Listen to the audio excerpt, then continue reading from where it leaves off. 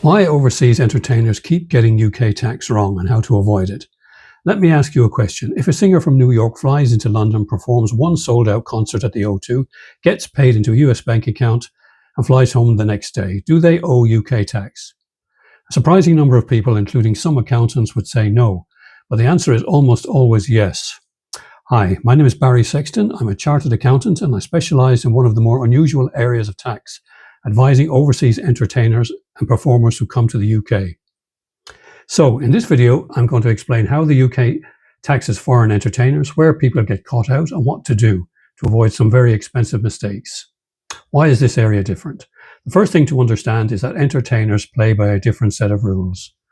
Most people have heard that if you're not UK resident, you generally aren't taxed in the UK unless certain conditions apply. That's true until you're talking about entertainers. Whether you're playing one concert, filming a movie scene, appearing at a festival or performance, a comedy show, the UK has special rules that specifically target performance income. That's the bit many people don't realise. A real-world example. Let me give you a typical example. Imagine a Canadian comedian performs 3 nights in Manchester. The promoter pays them after the final show. The comedian thinks, I'm Canadian. I'll declare this back home. Unfortunately, that's only half the story. HMRC will usually expect the UK share of that income to be taxed here as well. Now, that doesn't necessarily mean the comedian pays tax twice, because double tax agreements often provide relief.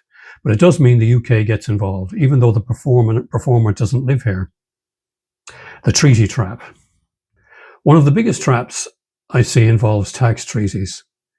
Clients will often say, but there's a tax treaty between the UK and my country. And they're absolutely right. The problem is they've read the wrong article. Most treaties contain a special article just for entertainers and sports people. The article often allows the UK to tax income from performances taking place here, even when the other types of income wouldn't be taxable. It's a classic example of where knowing a little bit about tax can actually be dangerous. The withholding tax surprise. Another surprise is withholding tax.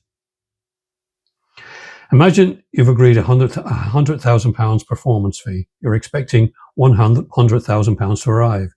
Instead, what happens is less money lands in your account because tax has been withheld before you've even been paid.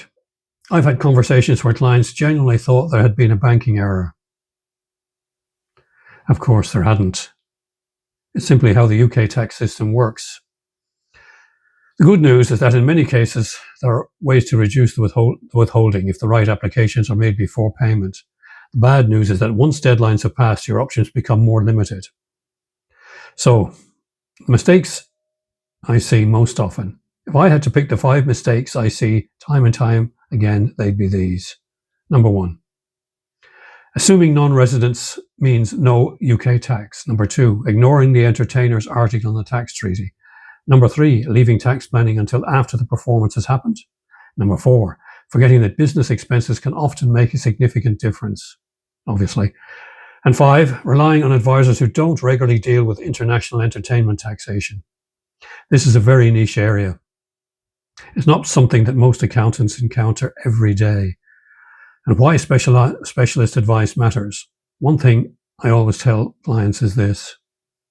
The cheapest time to get advice is before the contract is signed. Once the concerts are over, once the payment has been made, and once the withholding has happened, there's often less flexibility, unfortunately. A short conversation at the planning stage can save thousands of pounds later. So, international entertainment tax isn't just about filling in a tax return.